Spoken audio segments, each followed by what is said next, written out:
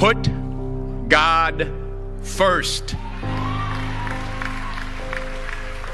Put God first in everything you do. Everything that you think you see in me, everything that I've accomplished, everything that you think I have, and I have a few things, everything that I have is by the grace of God. Understand that. It's a gift. 40 years ago, March 27th, 1975, it was 40 years ago, just this past March, I was flunking out of college. I had a 1.7 grade point average. I hope none of you can relate. I had a 1.7 grade point average. I was sitting in my mother's beauty shop. They still call it beauty shops now? What they call it now? Yeah, I was sitting in the beauty parlor. I was sitting in my mother's beauty parlor, and I'm looking in the mirror, and I see behind me this woman under the dryer. And every time she looked up, every time I looked up, she was looking at me, just looking me in the eye. And I didn't know who she was, and I said, she said, somebody give me a pen, give me a pencil, I have a prophecy. March 27, 1975, she said, boy, you are going to travel the world and speak to millions of people. Now, mind you, I was flunked out of college. I'm thinking about joining the army. I didn't know what I was going to do, and she's telling me I'm going to travel the world and speak to millions of people. Well, I have traveled the world, and I have spoke to millions of people. But that's not the most important thing, the success that I had. The most important thing is that what she taught me and what she told me that day has stayed with me since. I've been protected. I've been directed. I've been corrected. I've kept God in my life, and it's kept me humble. I didn't always stick with him, but he always stuck with me. So stick with him in everything you do. If you think you want to do what you think I've done, then do what I've done and stick with God. Number 2, fail big. That's right. Fail big.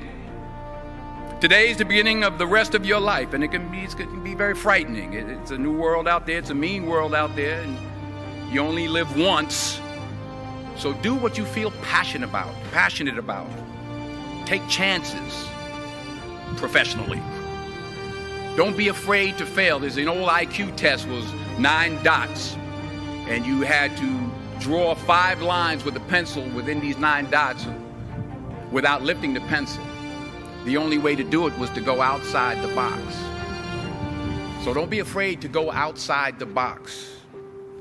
Don't be afraid to think outside the box. Don't be afraid to fail big, to dream big. But remember, dreams without goals are just dreams, and they ultimately fuel disappointment. So have dreams, but have goals. Life goals, yearly goals, monthly goals, daily goals. I try to give myself a goal every day. Sometimes it's just to not curse somebody out. Simple goals, but have goals. And understand that to achieve these goals, you must apply discipline and consistency. In order to achieve your goals, you must apply discipline, which you have already done, and consistency every day, not just on Tuesday and miss a few days. You have to work at it every day. You have to plan every day.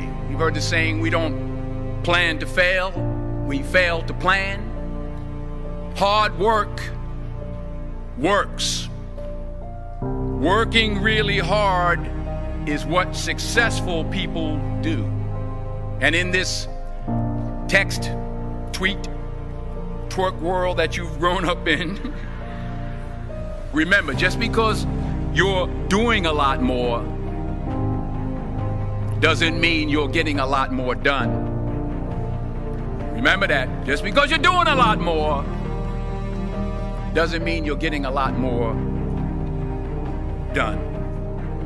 Don't confuse movement with progress. My mother told me, she said, yeah, because you can run in place all the time and never get anywhere. So continue to strive, continue to have goals, continue to progress. Number 3, you'll never see a U-Haul behind a hearse. I'll say it again. You'll never see a U-Haul behind a hearse. I don't care how much money you make, you can't take it with you. The Egyptians tried it. They got robbed. That's all they got. You can't take it with you. And it's not how much you have. It's what you do with what you have. We all have different talents. Some of you will be doctors, some lawyers, some scientists, some educators, some nurses, some teachers. Yeah, okay. Some preachers. The most selfish thing you can do in this world is help someone else.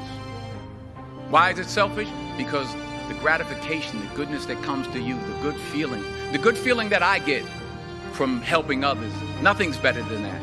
Well, one or two things, but nothing's better than that. Not jewelry, not big house I have, not the cars, but it's the joy. That's where the joy is, in helping others. That's where the success is, in helping others.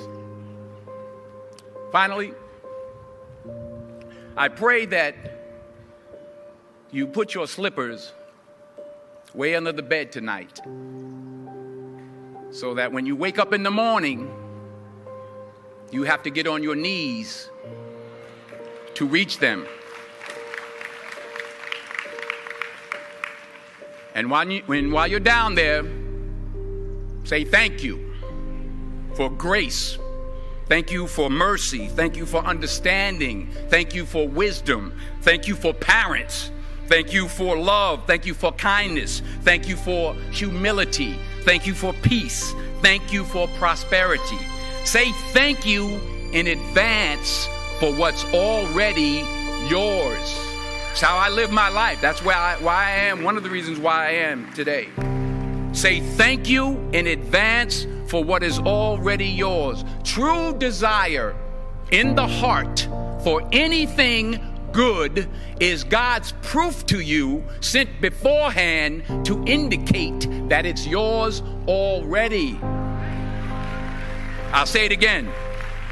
True desire in the heart, that itch that you have, whatever it is you want to do, that thing that you want to do to help others and to grow and to make money, that desire, that itch, that's God's proof to you, sent beforehand already to indicate that it's yours. And anything you want good, you can have. So claim it. Work hard to get it. When you get it, reach back. Pull someone else up. Each one, teach one. Don't just aspire to make a living. Aspire to make a difference.